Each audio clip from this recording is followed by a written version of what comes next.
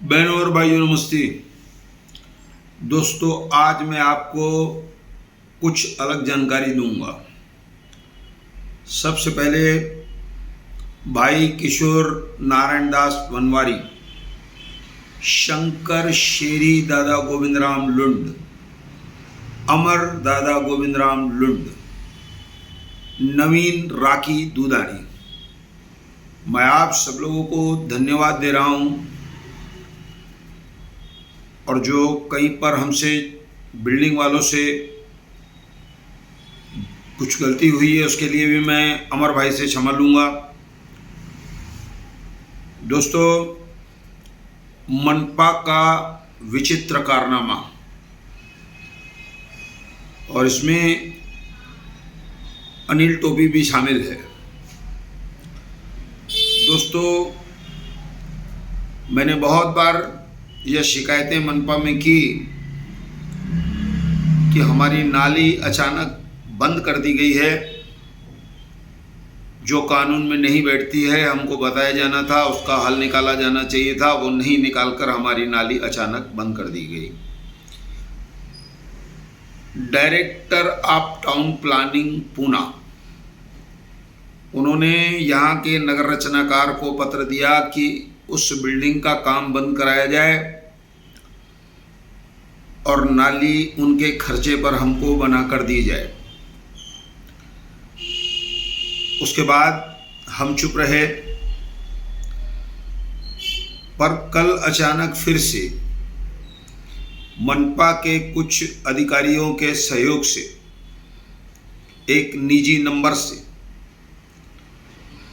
हमें फ़ोन किया गया कि आप वहाँ पर रहना, 4 बजे टाउन प्लानिंग से कुछ लोग आएंगे। हमें कोई पत्र नहीं दिया गया, हमें यह नहीं बताया गया कि वे लोग क्यों आ रहे हैं। हमने समझा कि ये लोग जो हमारी नाली बंद है उसके लिए आए हैं, आएंगे। दोस्तों, मैं 4 बजे से कुछ देर पहले जब व्हाट्सएप खोला मैंने, क्योंकि मुझे व्हाट्सएप वगैरह ज़्यादा चलाने नहीं आता है, तो उसमें लिखा था कि बिल्डर ने हमारे खिलाफ कंप्लेंट की है। हमारी बिल्डिंग जो है 20-22 साल पुरानी है। मैं वहाँ का सचिव हूँ, बाकी लोग हमारे साथी हैं, तो मेरी शिकायतों के कारण बाकी 13 घरों को भी बलि चढ़ाने की कोशिश की गई। उसमें यह लिखा गया कि हमारी बिल्डिंग में कितना निर्माण है, ज़्यादा है, उसकी माप ली जाए। ये सीधे सीधे अनिल टोपी हमको डराने की कोशिश कर रहा है। भैया, जो अब बिल्डिंगें बन रही है, तुम जो मार्केट पर दुकानें बना रहे हो, तुम जो मार्केट में लिफ्ट लगा रहे हो, उसके लिए मनपा को समय नहीं है। और तुम्हारे कहने पर मनपा हमारे पास आ जाती है, जैसे आपने राम दूधानी को पुलिस स्टेशन में बैठा दिया। अब हमारा दिमाग काम कर गया। हमने पहले तो राखी दूधानी को फ़ोन किया, उन्होंने कहा कि मैं बाहर हूँ। फिर मैंने भाई किशोर वनवारी को फ़ोन किया, उन्होंने कहा मैं तुम्हारे साथ वहाँ चलता हूँ। जब ये लोग यहाँ नहीं आए तो बोले हम वहाँ चलते हैं। और वहाँ पर हमें शंकर शेरी लुंड वो भी मिल गए।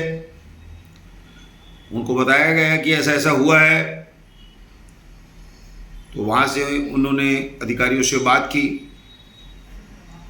कि उनको नाली बना कर दी जाए। हम बाकी किसी बात को नहीं जानते हैं, हमारी नाली तोड़ी गई है, नाली बंद कर दी गई है, तो हमारा मकसद इतना ही था। ये दोनों हमारे साथ चले, शेरी लुंड, अमर लुंड। ये हमेशा जब नाली का कार्य शुरू हुआ, शुरू से अमर लुंड हमारे साथ था। मैंने कहा था कि किसी कारणवश वो पीछे हट गए, वो पीछे नहीं हटे, मैं यहाँ पर क्षमा मांगता हूँ।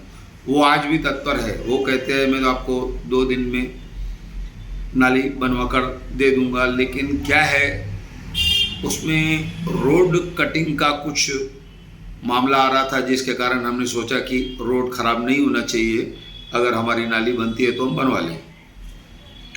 तो मैं उनसे क्षमा चाहूँगा। उसके बाद लगातार नवीन राखी दूधानी का भी हमें सहयोग मिलता रहा। दोस्तों, मैं कल काफ़ी देर, बहुत सालों के बाद मैं मनपा के अंदर गया। जब किशोर वनवारी सभागृह हुआ करते थे, सभागृह नेता, तो हम अक्सर जाया करते थे। अब ज़्यादा हम वहाँ जाते नहीं, बहुत टाइम के बाद हम गए। वहाँ पर कुल मिलाकर इस नाली का प्रकरण जो है वो बिगड़ता जा रहा है, मैं आपको जानकारी दे रहा हूँ, और हमको डराने की कोशिश की जा रही है। उसके बाद वहाँ पर हम परिवहन समिति के कक्ष में बैठे थे। वहाँ पर दिनेश पंजाबी, उन्होंने शंकर शेरीलून के सामने और हमारे भाई किशोर वनवारी के सामने बताया कि परसों आयुक्त के समक्ष बसें बनाने वाली कंपनी जो इंदौर की है, पिनाकिल ट्रांसपोर्ट कंपनी इंदौर, उन लोगों को बसें चलाने की यहाँ अनुमति दी गई है। पहले वह 10 से 20 बसें यहाँ चलाएंगे, उसका रूट तय हुआ है, हर बात तय हुई है। यह जो बसें हैं बैटरी से चलेंगी, ऐसा बताया गया, और इसका पूरा रूट तैयार हो गया है। न्यूज़ लंबी हो जाएगी, मैं इसलिए आपको फिर जानकारी दूंगा। तो 30 जून से लेकर 31 जुलाई तक यह बसें चल सकती हैं।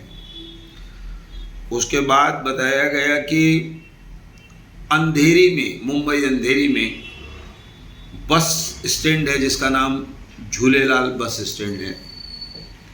यह इसलिए हमको बताया गया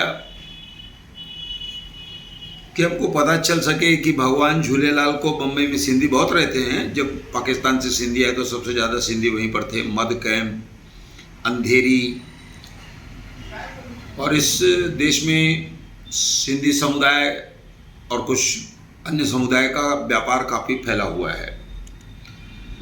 वहाँ से किशोर भाई हमें हरदास मल होटल ले चले, जहाँ पर उनके साथ हमने चाय पी, और ऊपर बाबा थायरा सिंह दरबार के दोनों संत बैठे थे। उनसे हम लगभग आधा घंटा साथ में रहे। उन्होंने हमें आशीर्वाद दिया और दरबार में आने के लिए कहा। तो कुल मिलाकर ये जो बात थी, कुल मिलाकर हमारे जो बिल्डिंग की बात है, वह अभी उसके जख्म जो है हरे भरे हैं, सूखे नहीं हैं, और इस प्रकरण को उलझाने की कोशिश की जा रही है, हमको डराने की कोशिश की जा रही है। लेकिन समय आएगा और क्या इसका हल निकलता है वह हम आपको ज़रूर बताएंगे। ऐसा कहकर मैं धन्यवाद करता हूँ।